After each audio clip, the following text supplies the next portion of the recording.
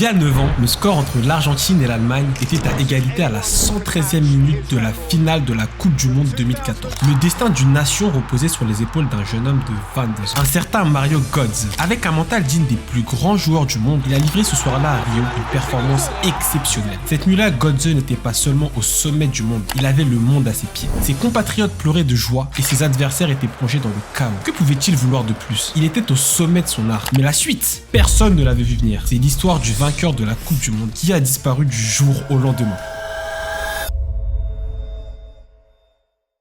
Le 3 juin 1992, Jürgen Götze, professeur d'université et sa femme ont accueilli leur deuxième enfant, Mario, dans la ville de Memmingen en Allemagne. Quelques années plus tard, à peine capable de marcher, Mario tapait déjà dans un ballon de football. Passionné très tôt par ce sport, il était presque sûr de sa destinée. La famille Götze a déménagé à Dortmund en 1998, l'année de la naissance de son jeune frère Fabian. À Dortmund, Götze joue dès l'âge de 8 ans pour le FC Eintracht Ambrecher SV, où il prouve que l'âge et la taille ne comptent pas. Seul compte le talent et la technique. Déjà très jeune, Mario a montré qu'il avait du potentiel. Pas de peur, pas de doute, mais de la volonté. Son entraîneur en équipe de jeunes, Christian Der Reis, n'aurait pas pu mieux dire. Sur le terrain, l'âge ne compte pas. Tout ce qui compte, c'est de savoir si l'on peut jouer. Et Mario était tout simplement le meilleur de sa génération. Ce n'est qu'en 2001 que Mario Götze, alors âgé de 9 ans, rejoint l'équipe du centre de formation du Borussia Dortmund. Et là, tout le monde est impressionné par son talent. Mais personne ne l'est plus que Peter Ibala, l'entraîneur des jeunes de Dortmund, qui déclare « Je n'ai jamais vu quelqu'un comme Mario Götze. Il est si jeune et joue déjà comme un adulte. » Et si un entraîneur de jeunes est aussi impressionné par le jeune Götze, ce n'était qu'une question de temps avant que le boss de l'équipe première n'en entende parler. Et lorsqu'il l'a appris,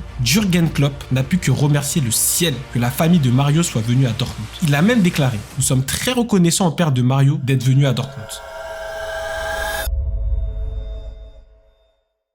En 2009, Noël est arrivé plus tôt que prévu pour le jeune Götze, lorsque Klopp l'a intégré dans l'équipe première. Comment aurait-il pu ne pas le faire? Götze avait remporté le championnat d'Europe avec l'équipe allemande des moins de 17 ans et avait déjà gagné le prix Fritz Walter du meilleur jeune joueur allemand. Götze, âgé de 18 ans, a fait ses grands débuts avec le Borussia Dortmund le 21 novembre 2010, en entrant en jeu lors d'un match nul contre Mayence. Cette saison-là, il n'a fait que 4 autres apparitions. Mais la saison suivante, il a disputé 41 matchs et a fait savoir au monde entier qu'il n'était pas là pour devenir un simple joueur de foot. Au cours de ces 41 matchs, il a inscrit 24 buts et délivré 24 passes décisives qui ont permis à Dortmund de remporter la fameuse Bundesliga. Mais le point le plus important de l'année 2011 ont été ses grands débuts avec la sélection allemande lors d'un match contre la Suède. Ses pieds magiques n'ont pas seulement enthousiasmé les supporters allemands, car ses performances cette saison lui ont valu le titre de Golden Boy 2011.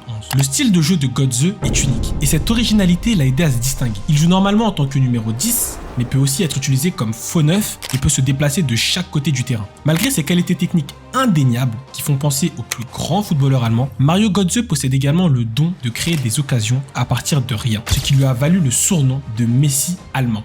Franz Beckenbauer ne mentait pas quand il disait qu'il était un footballeur instinctif. Comme Messi, Mario Götze était inarrêtable. La saison 2011-2012 commence très mal pour Götze. Dortmund perd la Supercoupe face à Schalke et 6 mois plus tard, Götze est victime d'une blessure à la hanche qui l'empêche de jouer pendant 4 mois. Il se rétablit juste à temps pour jouer le reste de la saison. Une saison qui finit moins mal qu'elle n'avait commencé puisque Dortmund remporte le championnat et la Coupe d'Allemagne. Dortmund domine maintenant l'Allemagne depuis 2 ans et vise désormais l'Europe. Pour cela, il pouvait compter sur Mario Götze et Marco Reus qui formaient alors un duo incroyable au milieu de terrain, capable de se mesurer aux meilleures équipes du monde. La preuve en est, en 2013, lors du parcours historique de l'équipe en Ligue des Champions, ils ont terminé en tête du groupe D qui comprenait Manchester City, le Real Madrid et l'Ajax, sans connaître la moindre défaite. Tout au long de la compétition, chaque fois que Marco Reus et Mario Götze faisaient équipe, c'était un désastre pour l'équipe adverse. Mais une blessure survenue lors de la demi-finale contre le Real Madrid l'a rendu indisponible pour la finale contre le Bayern, plus grand rival du club. Götze assiste impuissant à la défaite du Borussia Dortmund dans les dernières minutes. Mais la suite de la carrière de Mario Götze a pris une tournure que personne n'aurait pu prévoir. 37 millions d'euros, c'était la clause libératoire de Götze. Un an plus tard, elle a été activée par le Bayern Munich, le rival historique du club. Ce transfert a fait de Götze le joueur allemand le plus cher de l'époque. Mais ce n'est pas seulement le transfert qui est choquant, c'est aussi le moment où il a eu lieu. Le transfert était prévu depuis des mois. Pendant tous ces derniers moments sous le maillot jaune, notamment à la finale perdue en Ligue des Champions, Götze savait qu'il n'allait pas rester. Mais nous ne pouvions pas lui en vouloir, car son transfert arrivait en même temps que l'arrivée de Guardiola au Bayern. Et vous savez à quel point tous les joueurs aiment jouer sous les ordres de Pep. Sous le maillot du Bayern, Götze a inscrit 28 buts en 30 titularités titularisations et 15 apparitions en tant que remplaçant. Pas mal du tout pour le Messi allemand. Quant au trophée, il en a remporté quelques-uns. Dès sa première saison notamment, le doublé national, la Super Coupe de l'UEFA et la Coupe du Monde des clubs. Mais la première saison de Götze Bayern n'était qu'un échauffement pour le véritable spectacle qui allait se dérouler cet été-là, la Coupe du Monde 2014. Au début du mois de juin 2014, l'Allemagne est arrivée au Brésil pour la Coupe du Monde. C'était la 18e fois que les Allemands participaient à cette compétition. Et c'était la première fois pour Götze. Mais elle allait être inoubliable, tant pour lui que pour les Allemands. Lors du premier match de l'Allemagne, dans le groupe G, contre le Portugal, Götze a obtenu un penalty et fait une passe décisive lors de la victoire 4-0 des Allemands. Lors du match suivant, contre le Ghana, il a marqué, mais les Allemands n'ont pu obtenir qu'un point. L'Allemagne a réussi à battre les États-Unis lors de son dernier match de groupe, mais la phase à élimination directe n'a pas été plus facile. Les Allemands doivent se frayer un chemin contre l'Algérie et la France, et Götze participe à ces deux batailles. Mais lors de la victoire 7-1, demi-finale contre le Brésil, pays hôte et favori, il a passé toute la rencontre sur le banc. Bien que Götze n'a pas participé à ce fameux chapitre de l'aventure, il allait écrire le dernier mot du dernier chapitre.